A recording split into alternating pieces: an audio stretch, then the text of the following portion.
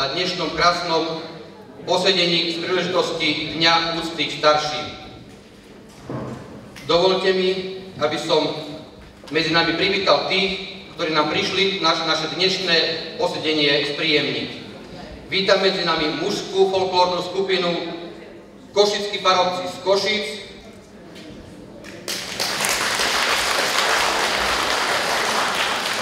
súkromnú základnú umeleckú školu z Sejkova, ženskú folklórnu skupinu z Košického Klečenova a folklórnu skupinu Bukovina zo Sečovskej Polianky. Všetkým vám prajem príjemné posedenie, oddychnutie a krásny kultúrny zážitok. Teraz by som poprosil pána starostu o príhovor.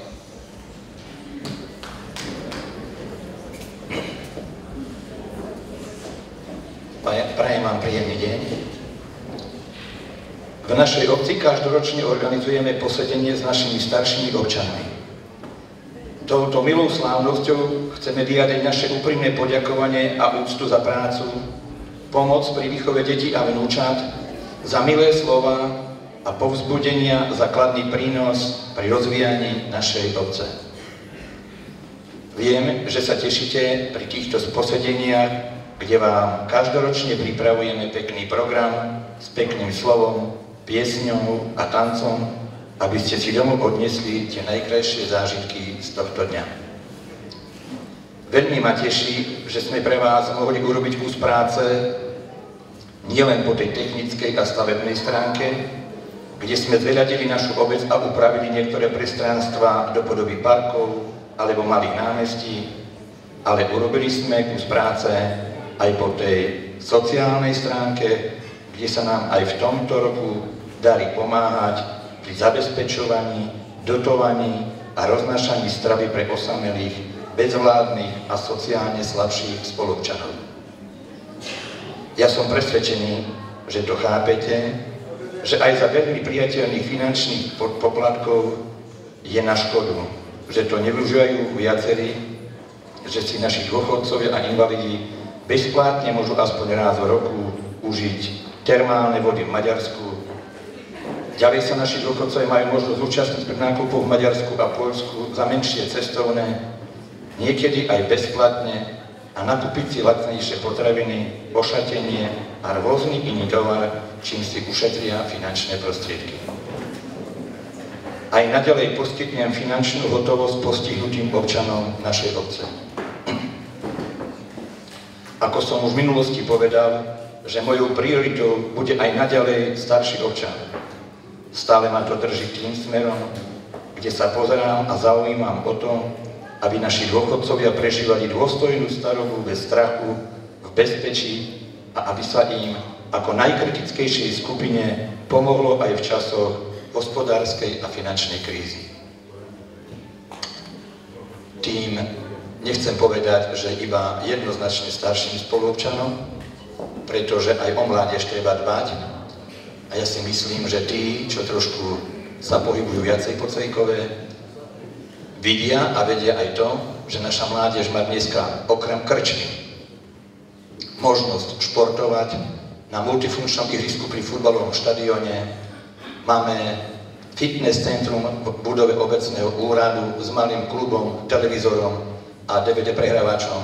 Máme tu veľkú knižnicu, v ktorej je okolo 5 500 kníh, takže není, aby si niekto nemyslel, že sa upieram čisto iba na starších a starých občanov. Len to treba využiť. Je to iba na okraji, aby ste vedeli, že aj také možnosti sú. Jeseň je obdobím umeleckých diel prírody. Stromy ohromujú pestrými farbami. Takýmto krásnym je aj človek v jeseni života. Tvaroval a formoval ho majster život svojimi skúškami, radosťami, ale aj starosťami. Milé staré mamky, starí ockovia, aj keď sme presvedčení, že jeseň nášho života vám vnúčata skrášľujú tým, že vás denne obdarúvajú svojim pohľadením či úsmevom, básničkou a pesničkou, ktorú sme ich naučili, využívame aj dnešný deň na to, aby v ňom vaše vnúčence znásobili svoju vnehu k vám boli vám ešte milšie, ešte vrúcnejšie. Stretnutie s vami v tejto miestnosti chce byť toho dneska vyvrcholenie. Príjmite od nich darček v podobe kultúrneho programu, ktorý pre vás pripravili v novozriadenej súkromnej umeleckej školy v Cejkove, ktorú sme zriadili 1. septembra.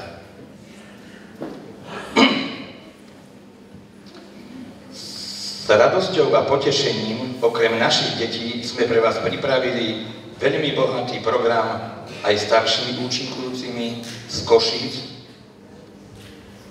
Košického Klečenova a zo Sečovskej Polianky.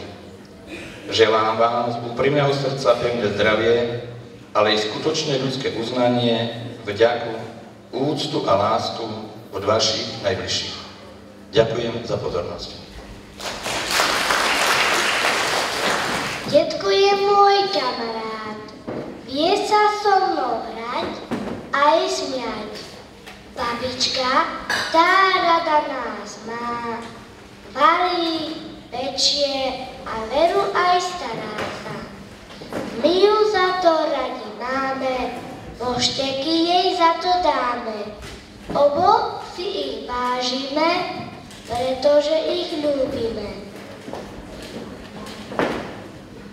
Babička, ja aj rada ťa mám, vždy keď idem do školy, vždy ti zamávam. Vždy sa teším na teba a viac k tomu netreba. Chodíš s detkom po lese, vždy mi niečo prinesieš. Pomáhaš mi úlohami, spolu nikdy nie sme sami. Keď sme spolu, to je raj, detko s babkou, vy ste naj.